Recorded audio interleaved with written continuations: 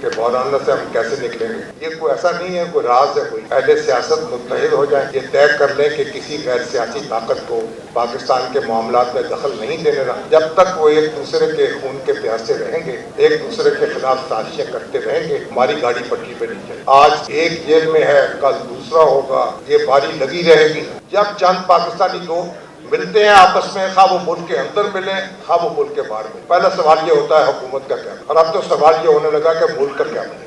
تو جو کہتے ہیں نا کہ شہید کی جو موت ہے وہ قوم کی حیات ہے، تو خواجہ صاحب میں نے اپنی زندگی میں آبادی میں اتنا بڑا اجتماع نہیں کیا۔ مجھے اسٹیج پہ آنے کے لیے کہیں پیچھے سے برآمدوں سے گھوم گھام کے اور اصلی دروازے سے آنا پڑا کہ یہاں گزرنے کی جگہ نہیں ہے۔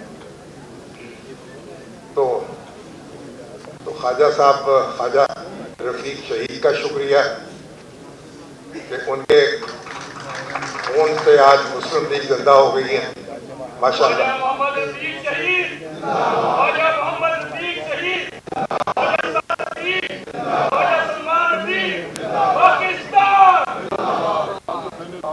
مجھے تو اب گزشتہ کئی سال سے تو میں مسلم لیگ کو بھی ڈھونڈتا رہتا ہوں کہ وہ کہاں ہے، اقتدار کے ایوانوں میں ہے اور برن میدانوں میں تو نظر نہیں آ رہی۔ تو برحال آج اتنا بڑا اجتماع ہے اور مسلم لیگ نے بھی اپنی زندگی کا ثبوت دیا ہے۔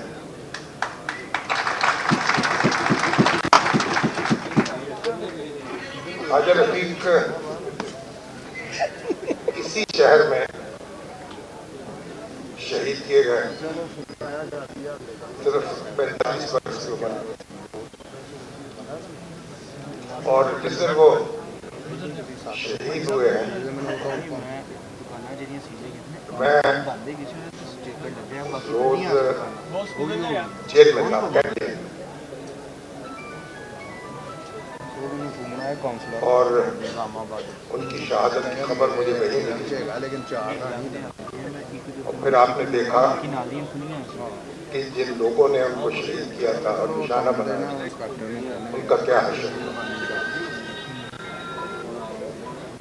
وہ پیپلز پارٹی کی حکومت تھی اور اس روز یوم سیاہ منایا جا رہا تھا، تو جو قتل کرنے والے تھے وہ خود اسی حکومت کے دوران، اسی حکومت کے ہاتھوں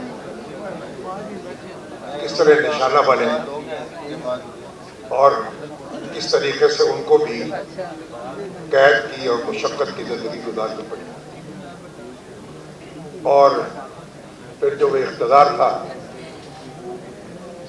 اب تو ماضی کی بات نہیں کرنی چاہیے، کوئی تلخی نہیں بکھیرنی چاہیے، لیکن بہرحال وہ اقتدار بھی رخصت ہوا اور اس کے نتیجے میں 11 سال کا ماشاءاللہ ہمیں نصیب۔ خواجہ رفیق شہید صرف 20 سال کے تھے جب پاکستان بنا، اور ایک بڑے متمول خاندان سے ان کا تعلق تھا۔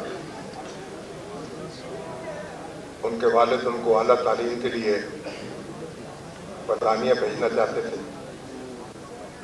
لیکن انہوں نے تحریک پاکستان میں حصہ لینے کو ترجیح دی، اور اس جوانی میں انہوں نے اپنا ناطہ جوڑا ہے تحریک پاکستان سے اور پاکستان کے عوام سے۔ اور جب پاکستان قائم ہوا تو ہمارے سامنے انہوں نے یہاں اپوزیشن کی بنیاد رکھنے والوں میں وہ شریک تھے، آمریت کے خلاف جد و جہد کرنے والوں میں شریک تھے۔ انہوں نے آمریت سے کبھی سمجھوتا نہیں کیا، ایوب خان کے دور میں بھی مسلسل جد و جہد کرتے رہے اور اپنی جائیداد کا کچھ کلیم بھی داخل نہیں کیا۔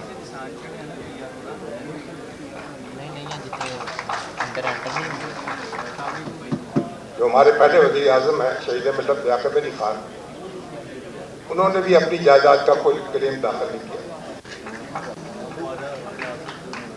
اور انہوں نے جب ایک سکھ جو ہے فیصل آباد کا سکھ سردار جس کی سینکڑوں مربع زمین تھی وہاں، وہ ان کے پاس آیا، آپ اپنی زمین کا تبادلہ کر لیں میری زمین کے ساتھ۔ اس وقت یہ تبادلے ہو رہے تھے تو لیاقت علی خان نے انکار کر دیا۔ انہوں نے کہا جب تک آخری مہاجر جو ہے وہ سیٹل نہیں ہو جاتا اس وقت تک لیاقت علی خان کو کلیم داخل نہیں کرے۔ تو یہ وہ تحریک پاکستان کا جذبہ تھا، یہ اس کے رہنما تھے، یہ اس کے کارکن تھے۔ اور سردار یا صادق صاحب بیٹھے ہیں، سردار صاحب جو لیاقت علی خان کے بیٹے تھے میرا ولایت علی خان ہیں، ان کے بچوں نے اپنا کلیم داخل کیا تھوڑا سا نہیں، لیکن ابھی تک ان کو اس کے بدلے میں زمین نہیں ملی۔ یہ آج بھی وہ رانا ثناء اللہ صاحب بھی غور کریں، خواجہ صاحب، ان کے بچے، ان کے پوتے، ان کے پڑپوتے جو ہیں آج بھی اس کلیم کی تلاش میں ہے کہ چند کنال جگہ ان کو اس سے مل جائے تو وہ کوئی سر چھپانے کی جگہ بنا لے۔ آج بھی اسی شہر لاہور میں وہ کرائے کے مکان میں رہ رہے ہیں۔ تو بہرحال تو خواجہ رفیق وہ قربانی کا نام ہے، وہ لٹانے کا نام ہے، وہ لوٹنے کا نام نہیں ہے، وہ جد و جہد کا نام ہے۔ اور خواجہ رفیق نے اپنا سر بلند رکھا اور جد و جہد کرتے رہے جمہوریت کے لیے، عوام کے لیے اور پاکستان کے لیے۔ اب یہاں بات ہو رہی تھی کہ بحران سے ہم کیسے نکلیں گے، تو یہ ابھی ہمارے بھائی جو ہیں سہیل وڑائی صاحب گفتگو کر رہے تھے، بھائی بحرانوں سے نکلنے کا کوئی یہ کوئی ایسا نہیں ہے، کوئی راز ہے، کوئی کہیں چھپا ہوا ہے، بڑی سیدھی بات ہے۔ اہل سیاست متحد ہو جائیں، یہ طے کر لیں کہ کسی غیر سیاسی طاقت کو پاکستان کے معاملات میں دخل نہیں دینے رہا، تو جمہوریت جو ہے درست ہو جائے گی، راستہ درست ہو جائے گا۔ جب تک وہ ایک دوسرے کے خون کے پیاسے رہیں گے، ایک دوسرے کے خلاف سازشیں کرتے رہیں گے اور ایک دوسرے کو نشانہ بناتے رہیں گے، ہماری گاڑی پٹری پہ نہیں چلے گی۔ آج ایک جیل میں ہے، کل دوسرا ہوگا، یہ باری لگی رہے گی۔ یہ بات ہم ان لوگوں کو بھی سمجھایا کرتے تھے جو آج جیل میں ہیں، لیکن یہ بات سمجھ میں نہیں آتی تھی، اور میرا خیال بڑی حد تک ان کو اب بھی سمجھ میں نہیں آئی۔ جب تک آج جو لوگ اقتدار میں ہیں وہ جیل کا مزہ بھگت چکے ہیں، جیل کا مزہ چکھ چکے ہیں۔ خواجہ سعد رفیق آپ کے سامنے بیٹھے ہیں، رانا ثناء اللہ بیٹھے ہیں، نواز شریف صاحب، مریم نواز صاحب، شہباز شریف صاحب، سب جیل کا مزہ چکھ چکے ہیں، جیل کاٹ چکے ہیں۔ اب اگر یہ باریاں ہم نے ختم کرنی ہیں تو پھر تو ہمیں بیٹھ کر ایک دوسرے سے معاملہ کرنا ہوگا۔ جو مذاکرات شروع ہوئے ہیں پتہ نہیں یہ کامیاب ہوں گے نہیں ہوں گے، کیا نتیجہ نکلے گا نہیں نکلے گا، لیکن دنیا میں پاکستان جو ہے ایک سب سے الگ ملک ہے۔ دنیا کے کسی خطے میں چلے جائیں، کہیں آپ کو یہ موضوع میرے پاس نہیں آئے گا، اور جہاں جائیں گے آپ برطانیہ میں چلے جائیں، آپ انڈیا میں چلے جائیں، آپ امریکہ میں چلے جائیں، وہاں یہ موضوع زیر بحث نہیں ہوتا کہ حکومت کا کیا بنے گا۔ جب چند پاکستانی لوگ ملتے ہیں آپس میں، خواہ وہ ملک کے اندر ملیں خواہ وہ ملک کے باہر ملیں، پہلا سوال یہ ہوتا ہے حکومت کا کیا بنے گا، اور اب تو سوال یہ ہونے لگا کہ ملک کا کیا بنے گا۔ یہ سیاسی لڑائیاں ہماری جو ہیں انہوں نے ہمارے ملک کو کمزور کیا ہے, ہماری معیشت کو کمزور کیا ہے. آج پاکستان جو ہے اپنی آمدنی کے اعتبار سے جنوبی ایشیا کے غریب ملکوں میں شمار ہونے لگا. جب ایک زمانہ تھا پاکستان انڈیا سے اور دوسرے ملکوں سے بہت آگے تھا, اس خطے میں یہاں کی پر کیپٹا انکم سب سے زیادہ تھی, اور جو تعلیم کا حال ہے وہ آپ دیکھ لیں. ہمارے 2.5 کروڑ بچے جو ہیں اسکولوں سے باہر ہیں, آبادی بڑھتی جا رہی ہے اور اس میں بے تحاشا اضافہ ہو رہا ہے. یہ سارے مسائل جو ہیں وہ آپ کے سامنے ہیں. ہماری معیشت کی جو حالت ہے, ہماری معاشرت کی جو حالت ہے, ہماری سیاست کی جو حالت ہے, اس کا ایک ہی راستہ ہے کہ جو ہم یہ بات طے کر لیں. ابھی بڑا صاحب کہہ رہے تھے کہ دھرنا جو ہے, یہ جو سارے دھاوا بولنے کی روش جو ہے اسلام آباد میں, یہ ختم ہونی چاہیے. جن لوگوں نے یہ ایجاد کیا تھا دھرنا, وہ لوگ بھی اب ریٹائر ہو چکے ہیں. کہاں پہنچے ہیں, بلکہ ریٹائرمنٹ سے بھی آگے گزر گئے, رسوا ہو چکے ہیں. لیکن جس وقت یہ دھرنا 2014 میں دیا گیا, ہم نے اس کی شدت سے مخالفت کی تھی کہ اگر یہ رواج چل نکلا تو پاکستان میں کوئی حکومت نہیں چلے. پاکستان میں ووٹ کے ذریعے حکومت بننی چاہیے اور ووٹ کے ذریعے تبدیلی ہونی چاہیے.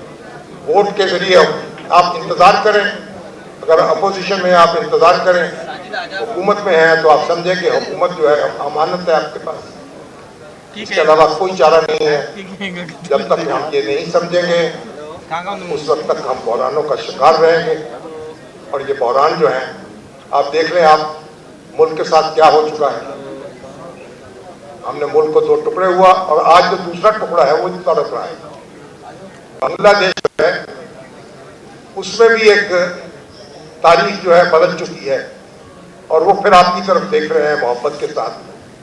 آپ کو بھی اس کی طرف دیکھنا ہے, جواب دینا ہے ان کا.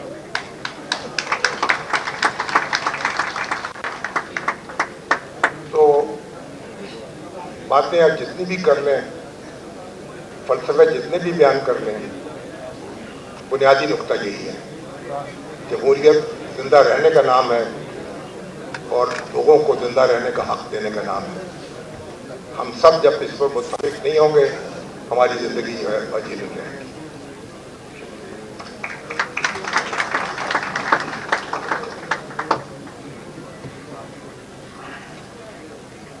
بہت شکریہ شامی صاحب. کہہ یہ رہے تھے ایک قدم ایسا اٹھانا چاہیے, شہر جلنے سے بچانا چاہیے. اب میں گزارش کروں گا جناب لیاقت بلوچ صاحب سے, کسی تعارف پہ محتاج نہیں ہیں, وہ آئیں اور آپ سے مخاطب ہوں.